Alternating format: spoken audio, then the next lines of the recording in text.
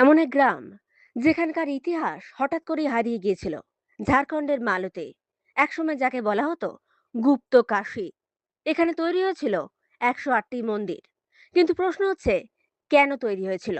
সবচেয়ে বড় রহস্য, মা মৌলিকা, এক দেবী যার মূর্তির পুরো শরীর নেই, শুধু একটি পাথরের মাথা রয়েছে। না কোনো শাস্ত্রে তার উল্লেখ আছে, না তার আসল পরিচয় কেউ জানে। অনেক ইতিহাসবিদ বলেন এই দেবী হয়তো প্রাচীন বজ্রযান তন্ত্রের গোপন শক্তি।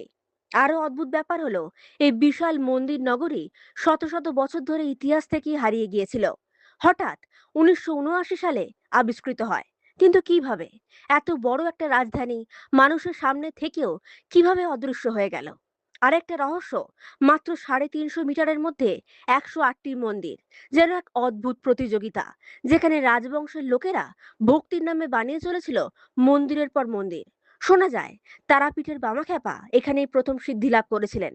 আর মা মৌলিকা নাকি তারা মায়ের গোপন রূপ। মালতী গ্রামটি কি শুধুই ইতিহাসেরই অংশ, নাকি এখানে লুকিয়ে আছে এখনো কোনো গোপন তান্ত্রিক শক্তি?